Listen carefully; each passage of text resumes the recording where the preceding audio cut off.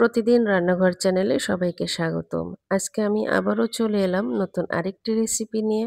আজকে আমি বানাবো মসুর ডাল দিয়ে ডাঁটা ভাজি। এই তরকারিটি খেতে খুবই মজা হয় ও বানানো খুবই সহজ। চলুন এবার শুরু করা যাক। প্রথমে ছোট ছোট ডাঁটাগুলোর আঁশ ছাড়িয়ে হাত দিয়ে ছোট ছোট করে কেটে এইভাবে পরিষ্কার করে নিব। এবার চুলায় একটি কড়াই বসিয়ে এতে দিয়ে দেব ৩ টেবিল চামচ রান্নার তেল। ফোড়নের জন্য দেব একটি তেজপাতা ও হাফ চা চামচ গোটা জিরা।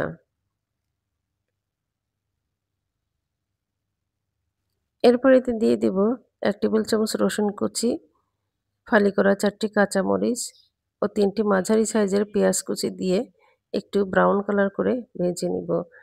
আপনি যদি আমার চ্যানেলে নতুন হয়ে থাকেন তাহলে প্লিজ সাবস্ক্রাইব করে পাশে থাকুন। ব্রাউন কালার হয়ে এলে এতে দিয়ে দিব 1/4 কাপ মসুর ডাল। আবারও একটু ভেজে নিব। ভাজা হয়ে গেলে এতে দিয়ে দেব কেটে রাখা ডাঁটা।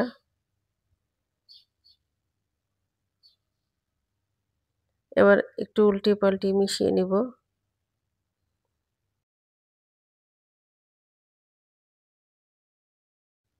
এবার একটু উল্টে পাল্টে মিশিয়ে দিয়ে দেব হাফ চা চামচ হলুদ গুঁড়ো, স্বাদ মতো লবণ দিয়ে আবারও একটু মিশিয়ে নিব।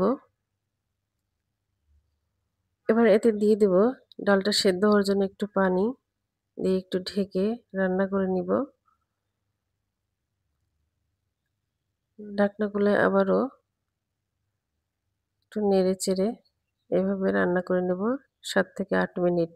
এ পর্যায়ে আসলে নামিয়ে নিব। তো তৈরি হয়ে গেল আজকের রেসিপি মসুর ডাল দিয়ে ডাঁটা ভাজি। এটি খুবই সুস্বাদু ও মজা হয়। চাইলে আপনি খুব সহজেও বাড়িতে বানিয়ে নিতে পারেন। ভিডিওটি দেখার জন্য সবাইকে ধন্যবাদ। আল্লাহ হাফেজ।